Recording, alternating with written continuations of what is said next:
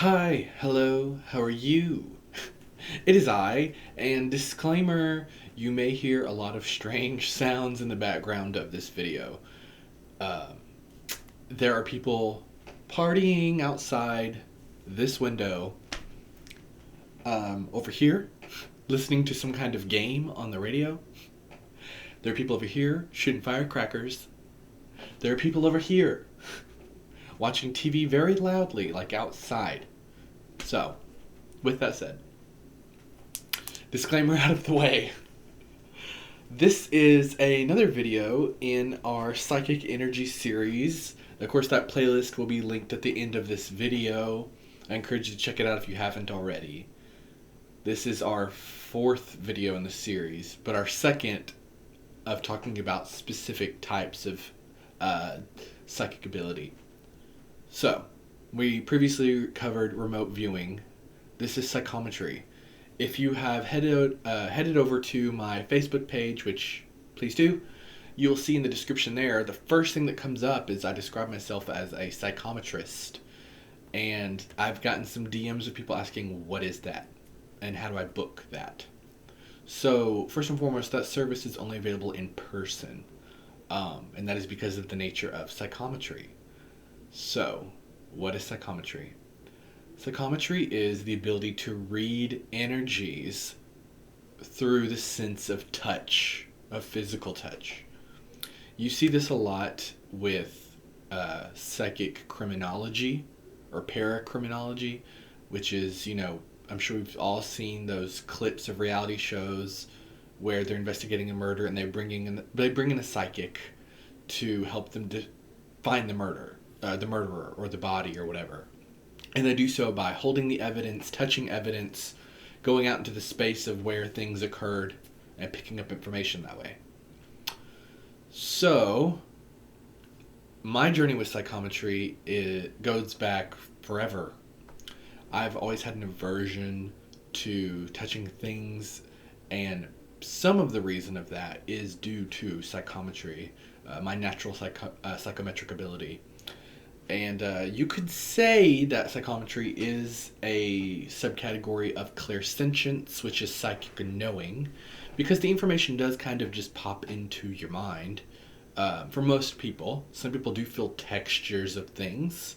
You may be touching someone else's keys and you're holding them, and maybe the keys feel soft and squishy, even though a key should not feel that way. That's a psychic message being imparted to you that you need to interpret. However, I think for most people it could be a combination of that or just me holding your keys and suddenly I get glimpses of what you've done in the past in your car or holding these keys, and from there I jump off into a reading for you. Now, psychometry is also, I guess, a subsection, with that said, of retrocognition, which is looking into the past, gleaning information from things that have already happened. In psychometry, you are pulling the energy, that has already passed. Does that make sense? Like, you're pulling echoes of something. You're pulling up psychic residue from a person, having touched that environment, touched those things, or what have you. Now, it doesn't have to be through your physical hands. It can be through your whole presence being there and you're absorbing the energy in that way. But for me, and I think for most psychometrists, it is through the physical sense of touch. Like, I have to feel it on my skin. It is skin to environment or skin to object. I romanticized that a lot as a teenager and really felt a kindredness to the X-Men character of Rogue. That's a fun fact for you. Because I felt her. I was like, I get that. Like, touching someone and getting memories from them and traits from them. Anywho, so in some ways Rogue from the X-Men is a psychometrist. But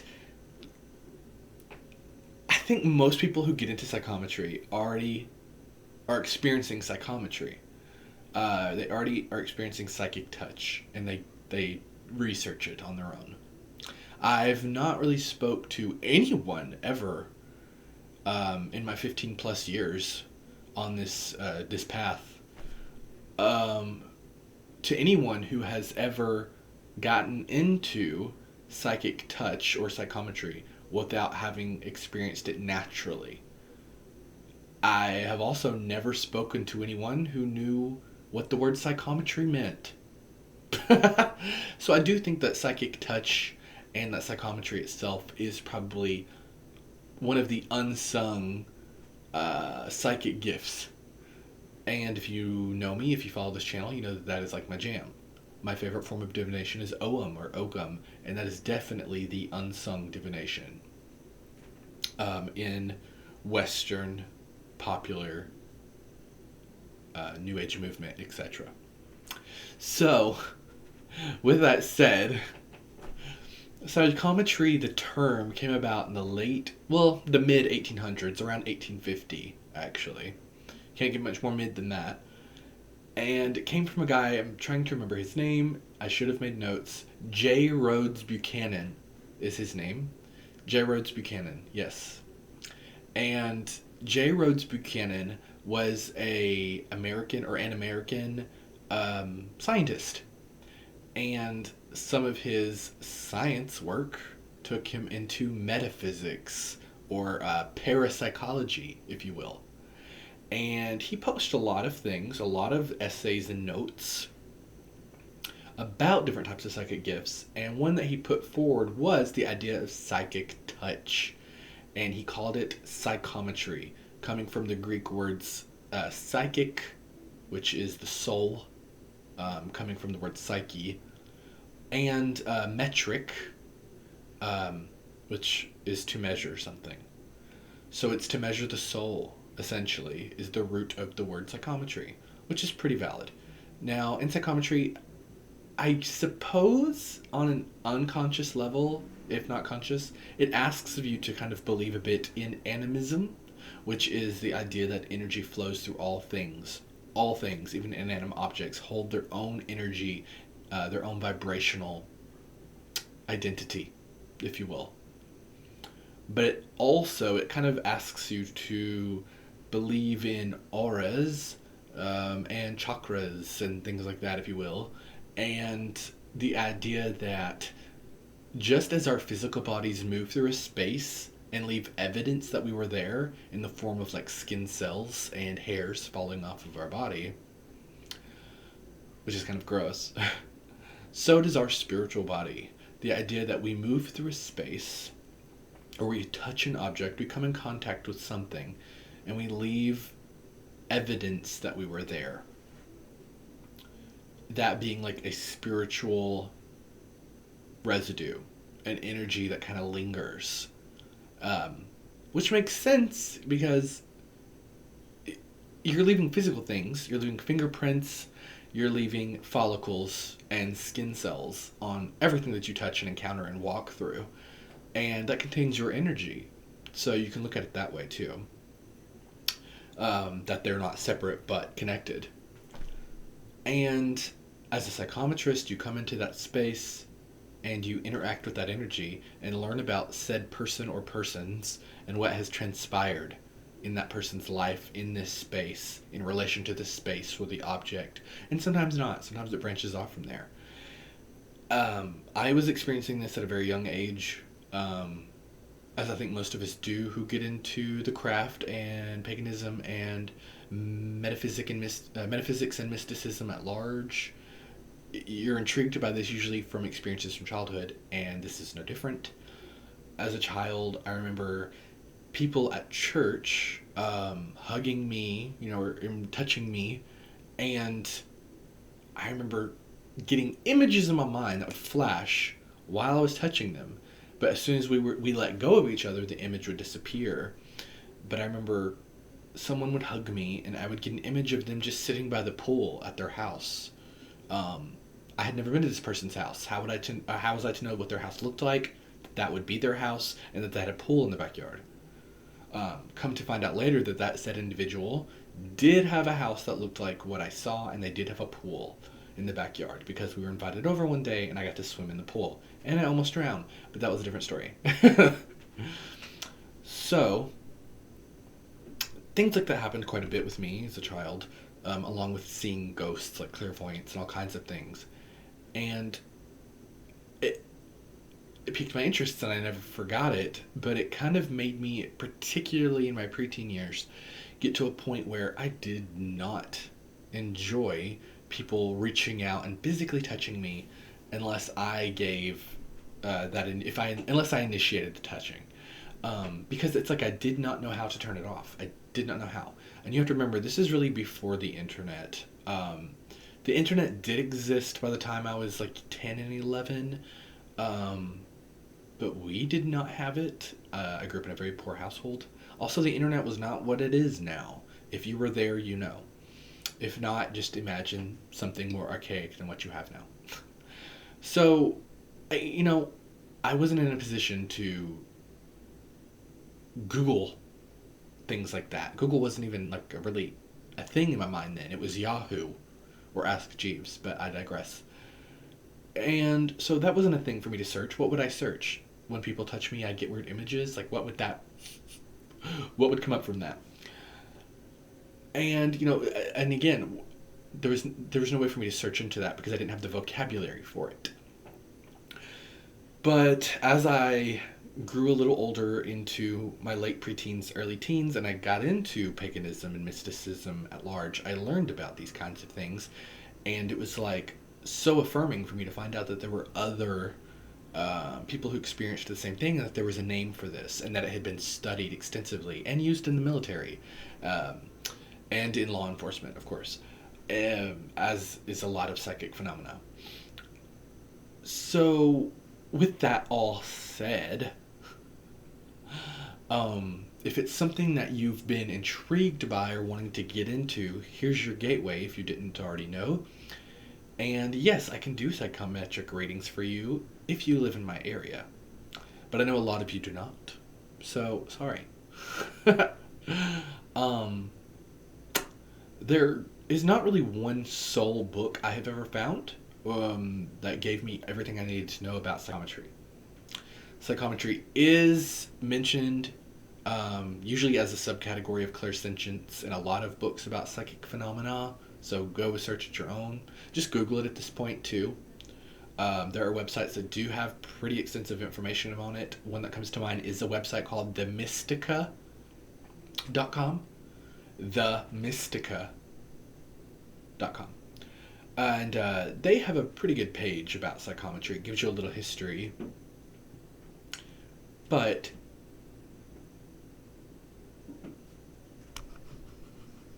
sorry, I heard something. But there is a good exercise, I would say, to help you experiment with your own psychometry and see if you already have an affinity for it, and that if you don't, to kind of jumpstart that. Apologies, I had to step away to deal with said partying neighborhood. Also, I used this opportunity to get myself a drink. So anywho, as we were saying, there is a good exercise I have found to help one gauge the ability of one's psychometric powers, or to help kind of jumpstart them if you think that they're not really there. And that would be to, first of all, start learning how you interact with different kinds of physical objects, like different materials. So I would get something that is cloth or denim in your home. Put it in front of you. Something metal. Put it in front of you. Something glass. Something plastic. And I'd set those in front of you. And you could close your eyes. You can keep them open. Do whatever you gotta do. You can cast a circle. You can light candles. Do whatever you gotta do. But put yourself in a peaceful state. And one at a time, reach out with your hands. You may want to try different hands. It may be your hand you write with. It may be your receptive hand. The hand that you don't usually write with and do things with. So try it out. Try both hands. Try one or the other hand. And touch that fabric or that item. And see how it feels. And what I mean is not the way it physically feels, although sure. But what do you start thinking about when you touch those items?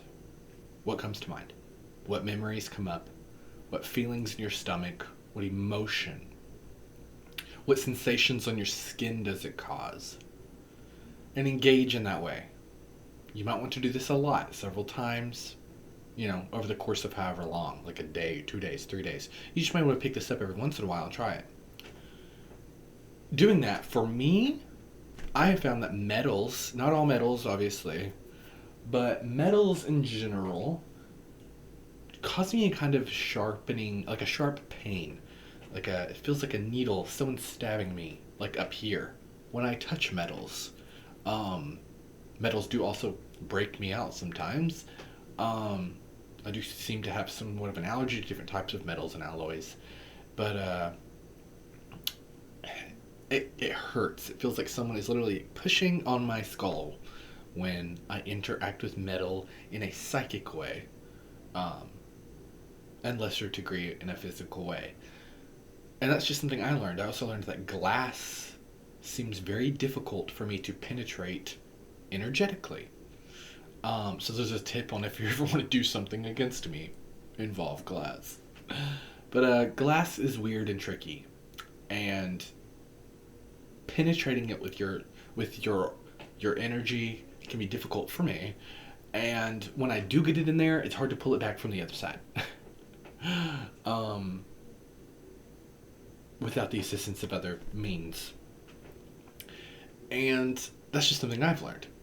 Also, I think that in terms of holding on to memories or energies that are not my own, glass seems to trap memories of events a lot longer than certain other types of substances, in my opinion.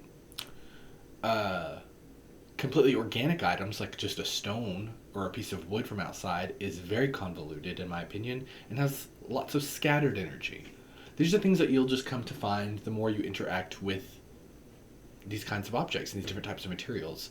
And I encourage you to try holding objects that aren't just your own but of other people's, and seeing what information you can glean from it, and if you deem it okay, bringing that up to that individual to see if it sparks a conversation from them or a memory about something of which you should have no knowledge. Because as we always say, building competence in something and an ability magically or psychically is the key here. And it's baby steps. Anywho, that's psychometry in a nutshell. And I do hope that you found this interesting. If you do or did, please like this video, subscribe to my channel, share it with other people that are like-minded, leave a comment down below, engage with me, please. And follow the links down below where you can look at my Facebook, where you can book a reading with me, my Instagram where you can follow me, or my Twitter. Or there's also a link now for merch that we have. Yes. We have merch. We have the Nerdy Warlock shirts that say Warlock. We also have the Nerdy Witch collection, which say witch with stars. You can pick different types of styles of clothing to put it on and different colors. It's up to you. Thank you so much, and goodbye.